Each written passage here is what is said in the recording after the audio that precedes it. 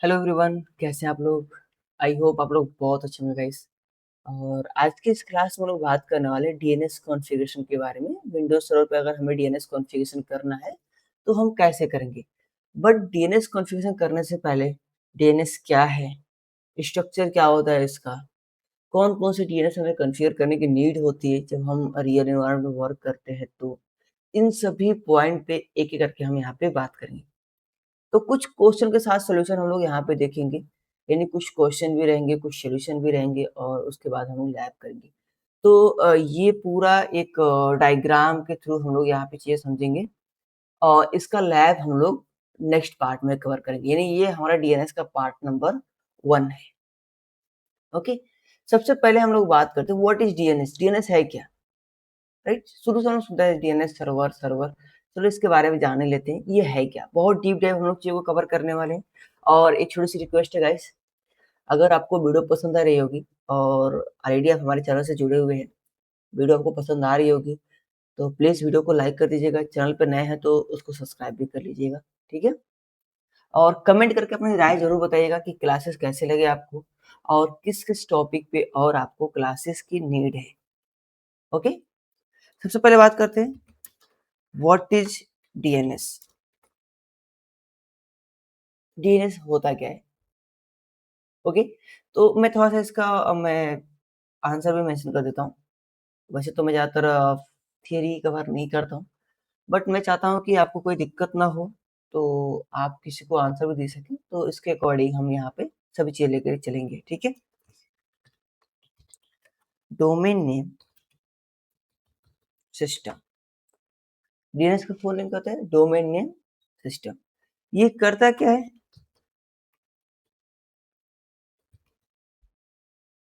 Translate domain name into IP address and IP to domain name. Simple भाषा में आप समझिए, सिंपल वे में आंसर यहाँ पे क्या करता है।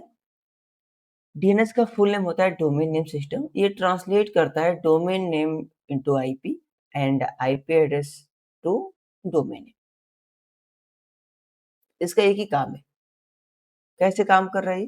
सपोज ये एक क्लाइंट पीसी है, ये आप और हम कुछ वैसे इमेजिन कर सकते हैं। ये पीसी है और इसको आप ऑपरेट कर रहे हैं एज ए यूजर। इसको आप ऑपरेट कर रहे हैं और आप यहाँ पे ब्राउज़र के थ्रू google.com को एक्सेस कर रहे हैं, ठीक है? क्या कर रहे हैं? गूगल को एक्सेस कर रहे हैं।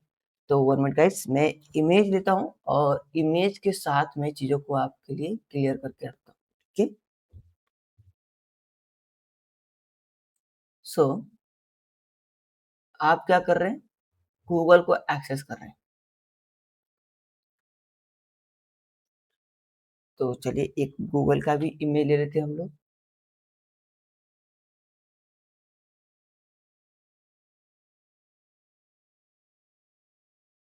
1 मिनट। ओके, ये रहा गूगल सर्वर। ओके, तो आप क्या करते हैं अपने पीसी के ऊपर जो भी आप ब्राउज़र यूज़ कर रहे हैं, क्रोम, फायरफॉक्स, डज़न्ट मैटर कि आप कौन-सा ब्राउज़र यूज़ कर रहे हैं। आप सिंपली क्या करते हैं, सर्च करते हैं, ठीक है? आप टाइप करते हैं www.google.com। अब ये जो google.com है ना, इसको हम लोग बोलते हैं फुल्ली क्वालिफाइड डोमेन नेम। इसको हम लोग क्या बोलते हैं? Fully qualified domain name. Short form में इसको हम लोग बोलते हैं FQDN। FQDN, fully qualified domain name. तो ये फुल्ली क्वालिफाइड डोमेन नेम है आपका, जो google.com है, जहाँ पे www.google.com ऐसे जो पूरा लिखा हुआ दिख रहा है ना, ये क्या आपका फुल्ली क्वालिफाइड डोमेन नेम है। ओके, तो अब डायरेक्टली आप इसको एक्सेस नहीं कर रहे। अब यहाँ पे इस नेम को ट्रांसलेट करने के लिए एक सर्वर है जिसका नाम है डीएनएस सर्वर। ठीक है? अब यहाँ से रिक्वेस्ट कहाँ जा रही है? आपके डीएनएस सर्वर के ऊपर। यहाँ से रिक्वेस्ट आपके डीएनएस सर्वर पे जा रही है।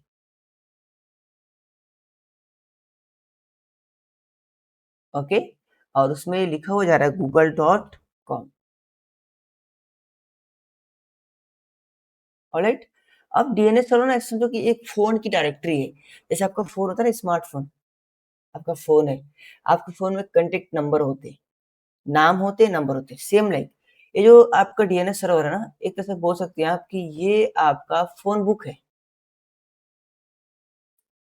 और इसके अंदर किसी भी पर्सन के नेम एंड नंबर अवेलेबल है।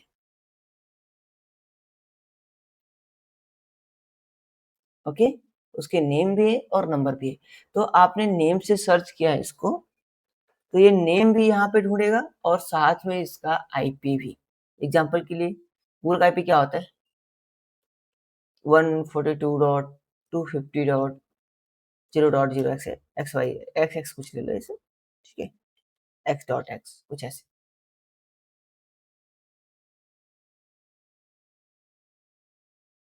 ऑलराइट? तो इसने क्या किया यहाँ पे? डोमेन भी फाइंड कर लिया और आईपी एड्रेस भी फाइंड कर लिया। अब जब ये सभी चीज़ फाइंड कर लिए तो अब ये क्या करेगा? अब ये रिक्वेस्ट भेजेगा कहाँ पे? गूगल वेब सर्वर के पास। तो अब ये रिक्वेस्ट हमारी चली जाएगी इस डीएनएस से गूगल वेब सर्वर के पास और फाइनली हमें एक्सेस हो जाएगा गूगल सर्वर। तो ये है हमारा गूगल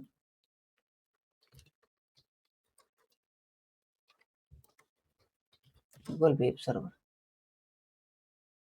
डिड यू अंडरस्टैंड और नॉट?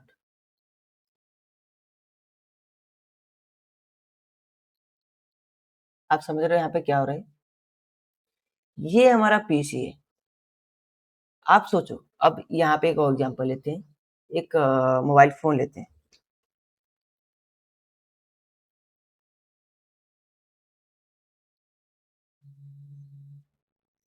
ठीक है? ये फ़ोन है, 2 फ़ोन है और आपने यहाँ पे क्या किया? डायल पैड ओपन किया। डायल पैड में जो भी हमारे नंबर होते हैं। तो आपका एक फ्रेंड है जिसका नाम है अभी, ठीक है? उसका एक नंबर भी है, मोबाइल नंबर है XYZ,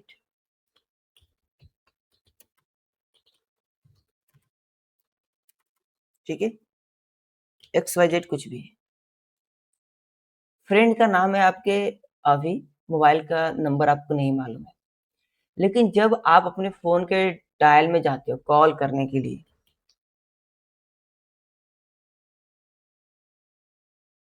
जब आप कॉल करना चाहते हो अपने फ्रेंड को, तो आप क्या करते हो? नहीं तो आप अपने कॉन्टैक्ट में जाके नंबर को सर्च करते हो, तो नेम आ जाता है, अगर नंबर मालूम है तो। या फिर नेम को सर्च करते हो तो नंबर आ जाता है, ठीक है? नेम को सर्च करो तो नंबर आएगा, नंबर सर्च करो तो नेम आएगा। क्योंकि जो आप कॉल कर रहे हो, इस नेम पे कॉल थोड़ी कर रहे हो।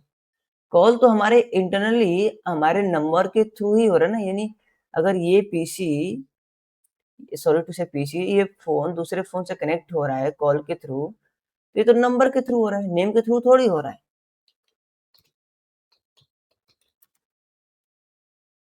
राइट? ये क्या हो रहा है? नंबर के थ्रू हो रहा है इंटरनली जो भी कनेक्शन हमारे बन रहे हैं। नेम तो एक माध्यम है।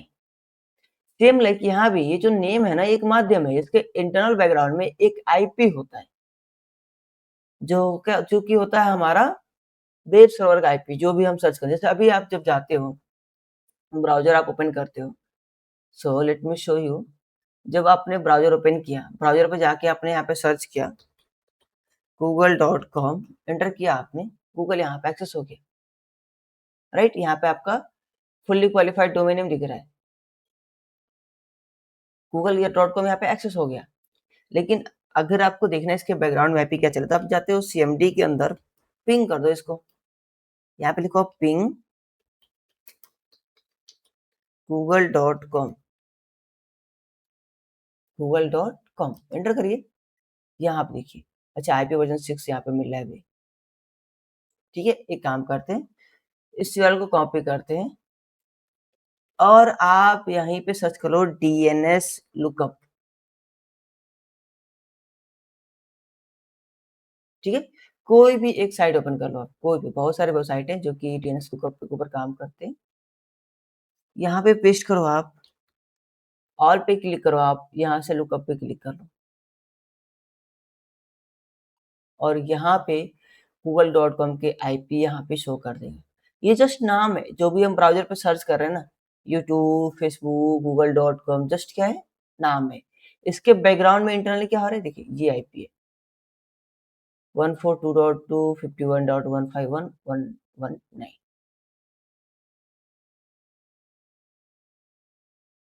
ओके? जो भी आप यहाँ पे फेसबुक सर्च किए, फेसबुक को भी क्या है? एक नाम है, इसके बैकग्राउंड में क्या चल रहा है? नंबर चल रहा है। तो ऐसे समझो आप लोग कि जो भी चीज़ें आप यहाँ पे यूज़ कर रहे हो, चाहे हम बात करें यूट्यूब, फेसबुक,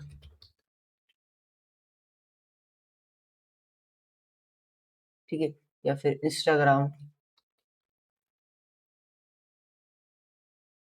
और क्या है? बहुत सारे सोशल मीडिया प्लेटफ़ॉर्म है, एक्स है, राइट?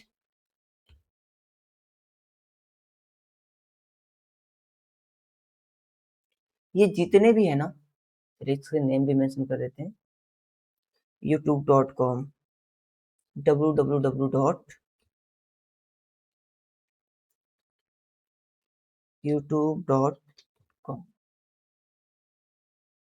ऑलराइट? एंड फेसबुक भी, तो फेसबुक का www.facebook.com, इंस्टाग्राम भी है आपका www.instagram.com। ये भी सर्च करते हैं ना, यही सर्च करते हैं ना हम लोग।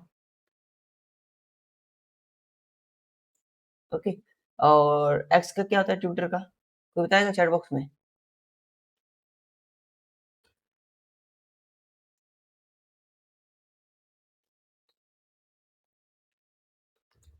ट्विटर, ट्विटर एक्स, ये है ना?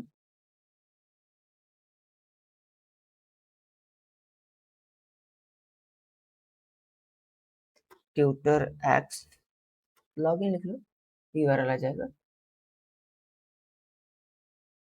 अच्छा, एक्स डॉट कॉम ही है इसका, इसका यूआरएल एक्स डॉट कॉम ही है, www.x.com। तो ये जो आप देख रहे हो ना, ये फुल्ली क्या है? फुल्ली क्वालिफाइड डोमेन नेम है, यानी ये केवल इसके नेम है। इसके बैकग्राउंड में जो इंटरनली चल रहे हैं, जो हमें नहीं दिख रहा है, इन सभी के बैकग्राउंड में एक बहुत बड़ी इन्फॉर्मेशन है। क्या है? वो है इनका आईपी। सभी के बैकग्राउंड में एक आईपी चल रहा हो, सबके लिए अलग-अलग, ऐसा नहीं सबके लिए एक ही चल रहा हो। तो मैं केवल यहाँ पे लिखता हूँ आईपी। क्या चल रहा है? IP address. इन सभी के बैकग्राउंड में चल रहा है। सबके लिए अपने-अपना एक-एक आईपी है, एक-एक नंबर। आप कह सकते हो कि ये सभी क्या है? एक-एक पर्सन है और इन पर्सन से अगर आपको कनेक्ट करना है, आप चाहते हैं कॉन्टैक्ट होके इनसे जो भी चेक कुछ भी करना, तो आपको क्या करना होगा? इनके नंबर से आपको जॉइन होना पड़ेगा।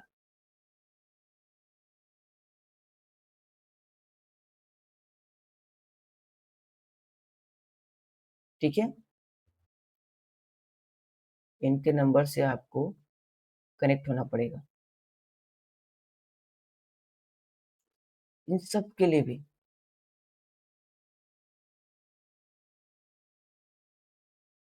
एक-एक आईपी है। जो इंटरनेट में हम सर्च करते हैं नाम ना, वो केवल नाम नहीं होता है। हमारे आईपी भी यहाँ पे बैकग्राउंड में काम करते हैं। सबके लिए आईपी, सबके लिए एक-एक आईपी है। यानी सबके लिए क्या है? अलग-अलग नंबर है। अब कई लोग ये कहते हैं कि क्या सबके लिए एक ही आईपी होता है? आंसर है नहीं। आप सोचो 2 फ़ोन हैं, क्या इस फ़ोन में भी सेम सिम रहेगा, इसमें भी सेम नंबर, सेम सिम रहेगा? पॉसिबल नहीं है ना। सबके लिए अलग-अलग आईपी होते हैं।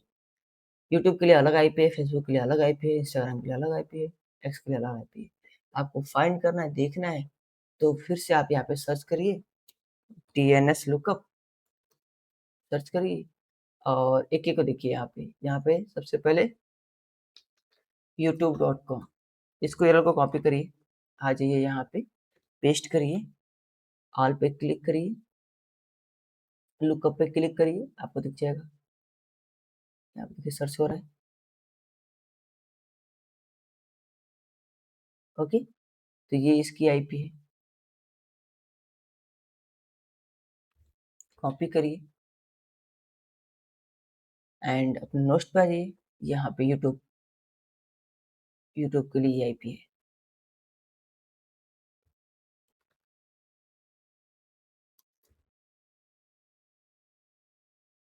कलर चेंज कर लेते हैं इसका।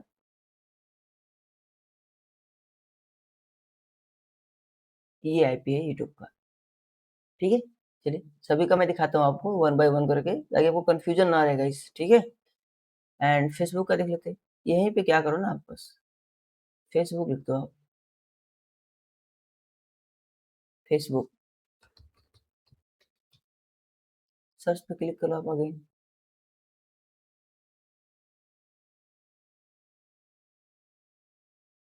ये फेसबुक का आईपी है। चलिए, इसको भी मेंशन कर लेते हैं हम लोग।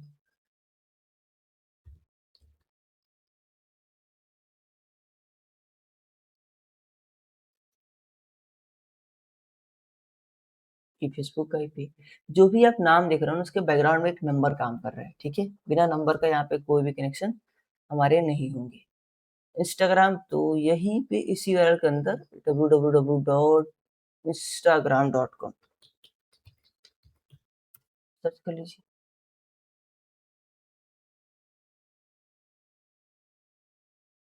ठीक है? तो ये इंस्टाग्राम का आईपी है।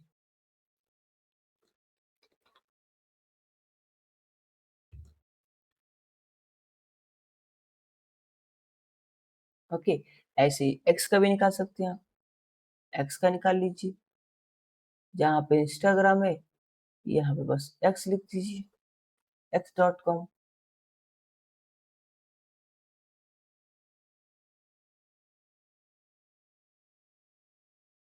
ये एक्स का आईपी,